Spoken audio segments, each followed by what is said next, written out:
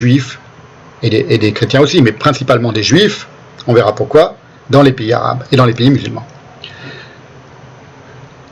Donc cet imaginaire musulman m'intéresse d'autant plus qu'aujourd'hui je vais l'étudier très précisément par le prisme d'un autre imaginaire qui est l'imaginaire de Maxime Renasson, dont vous avez la photo à gauche, soit d'un juif pro-islamique, comme les qualifie Bernard Lewis. Quant aux relations, je le précise encore une dernière fois, entre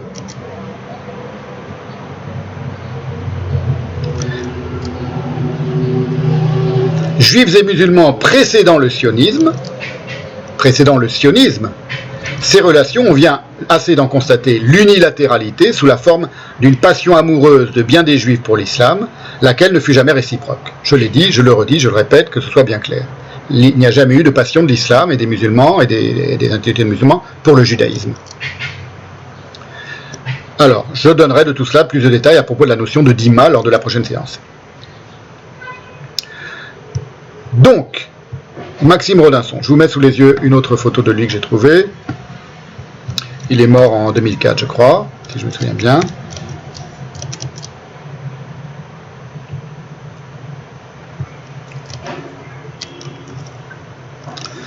Il est né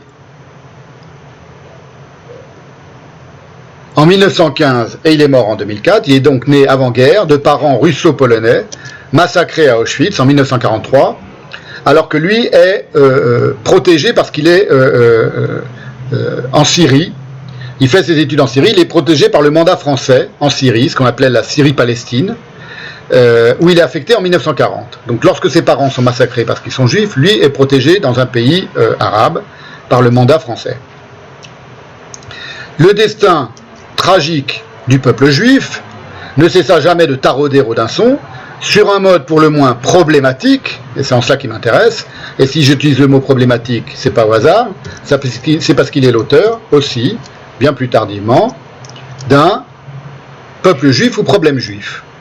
Voilà, le terme est de lui. Ça date de 1981, c'est un recueil de ses textes consacrés aux juifs, à Israël, au sionisme, etc., qu'il appelle peuple juif ou problème juif, point d'interrogation. Et il écrit, concernant son propre rapport à sa propre judéité, dans un texte, il y a dans ce recueil peuple juif, problème juif, un texte qui s'appelle Israël fait colonial, qui était paru dans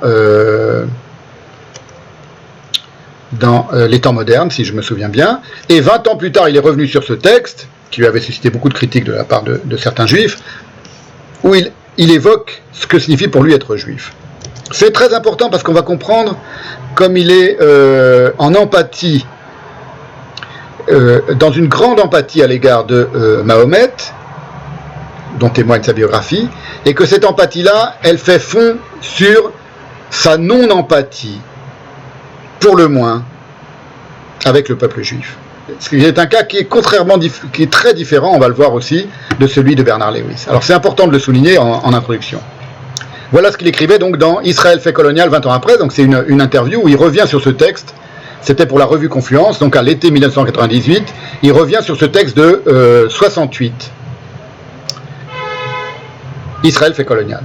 J'ai beaucoup de mal, écrit-il en 1998, à comprendre ce que cela veut dire être juif laïque. Je suis laïque et je ne crois pas en Dieu. Ce n'est pas la même chose, et donc je ne suis d'aucune religion, juive ou autre. Je ne suis même pas circoncis. Mes parents n'étaient pas religieux.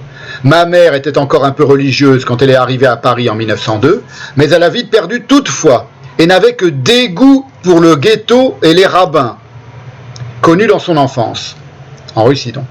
Alors, les juifs laïcs, dans le sens le plus ordinaire du mot, qui en a plusieurs s'ils sont laïcs, en quoi sont-ils juifs? Qu'est-ce que ça veut dire quand on ne croit pas en Dieu? On peut dire que l'on est porteur d'une tradition, peut-être, et encore. Voilà, donc il se dissocie complètement de sa propre judéité.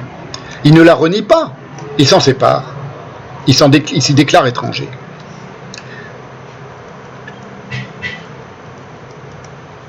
Je vous ai dit par ailleurs, je vous l'ai déjà dit, que ce qui est intéressant dans le cas de Maxime Renasson, c'est que c'est aussi un antisioniste intellectuel à un certain niveau, c'est pas du tout un antisémite, mais c'est un antisioniste qui a participé à la polémique entre sionisme et antisionisme en toutes les années 60 et 70, en étant plutôt du côté de la cause palestinienne. Alors, je vous l'ai dit, je ne vais pas faire trop de psychanalyse sauvage, mais je suis obligé d'en faire un petit peu. Psychanalyse philologique sauvage, disons, mais je crois que tout est dit si l'on sait que Bernard Lewis, juif britannique, se passionna pour les langues sémitiques à partir de son apprentissage de l'hébreu pour sa bar mitzvah, donc à 13 ans. À 13 ans, il le dit dans un texte biographique, je vais citer Bernard Lewis, il apprend, comme tous les enfants juifs qui sont à l'aise avec leur propre religion et qui sont élevés dans la tradition, comme je l'ai été moi, il apprend l'hébreu, il s'initie à l'hébreu, puisque c'est un juif britannique.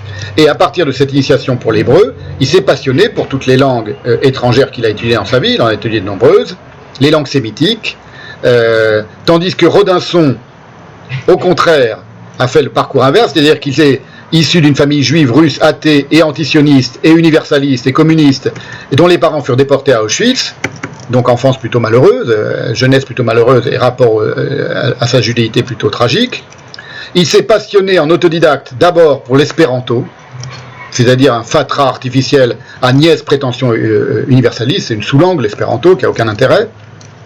Avant d'étudier l'amharique, l'arabe littéral, le maghrébin, l'arabe maghrébin et l'arabe oriental et le turc, toute langue qu'il va pratiquer en expert, et dont il sera diplômé de l'INALCO, l'Institut national des langues et civilisations orientales, en 1936, avant d'en venir à s'initier seulement ensuite et en dernier à l'hébreu.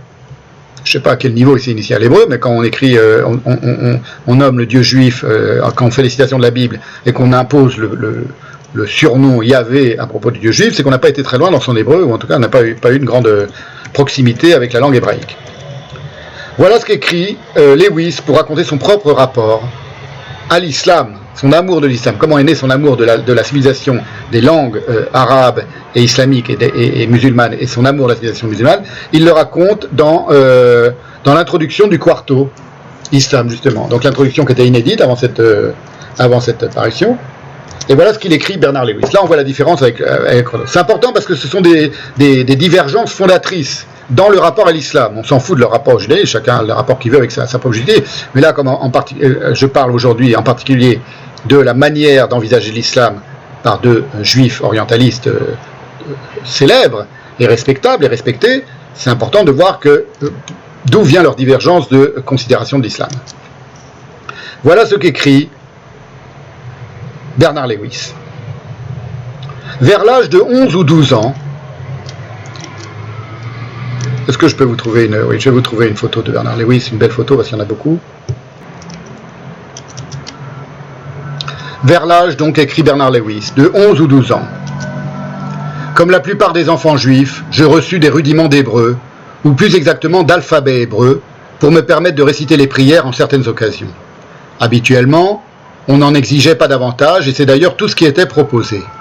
Mais pour moi, une autre langue, qui plus est écrite dans un autre alphabet, représentait un nouveau défi, et j'étais absolument ravi de découvrir qu'à l'instar du latin et du français que j'étudiais à l'école, l'hébreu possédait une grammaire que l'on pouvait apprendre, et qu'en plus c'était une langue à la fois ancienne et moderne. Par chance, j'eus un professeur qui sut encourager mon enthousiasme juvénile, et cultiver en moi l'une des deux passions qui déterminerait ma future carrière, la fascination pour les langues exotiques. L'autre passion donc, était l'histoire. Dès mon plus jeune âge, j'ai toujours voulu connaître l'histoire de l'autre camp. Je souligne, Bernard Lewis, dès mon plus jeune âge, j'ai toujours voulu connaître l'histoire de l'autre camp. En Angleterre, quand j'étais élève, l'histoire à l'école, c'était d'abord l'histoire de l'Angleterre. Or, celle-ci était surtout faite de guerre avec la France, d'où la curiosité que je développais pour ce pays. L'autre camp.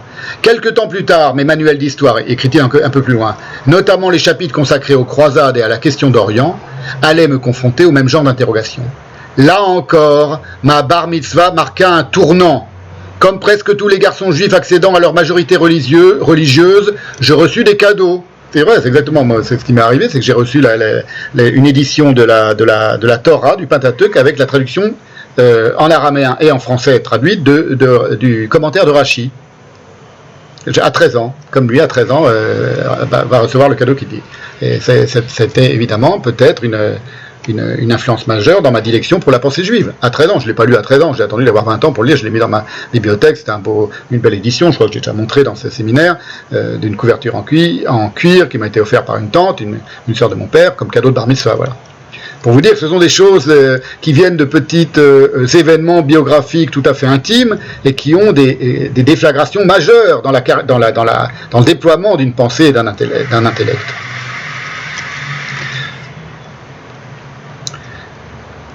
Comme presque tous les garçons juifs accédant à leur majorité religieuse, je reçus des cadeaux. L'un d'eux était un abrégé d'histoire juive, sujet dont j'ignorais à peu près tout.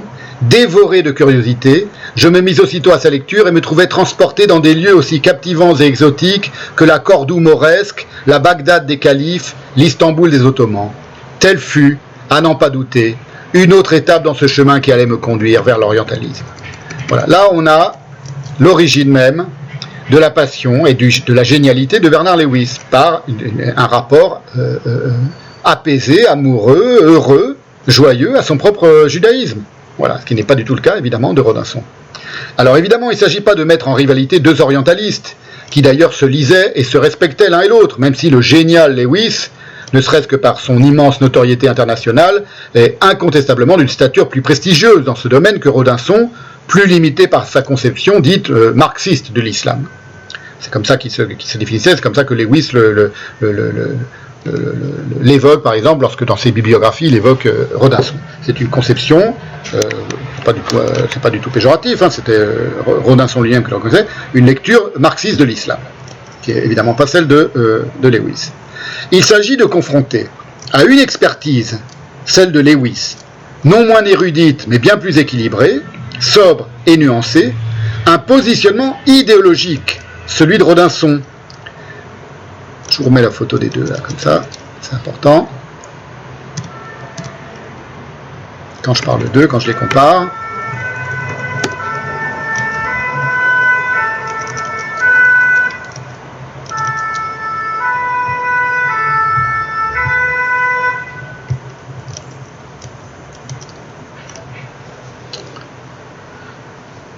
Il s'agit donc de confronter l'expertise de Lewis au positionnement idéologique de Rodinson, palpable comme d'habitude dans son mot à mot, on va le voir, et à sa prise de parti dans le contentieux, profondément influencée par l'islam, la prise de parti de Rodinson dans le contentieux. Contentieux dont on vient de voir que rien ne le justifiait dans le judaïsme, je l'aurais assez dit aujourd'hui. Au point que Rodinson, reprenant à son insu tous les préjugés chrétiens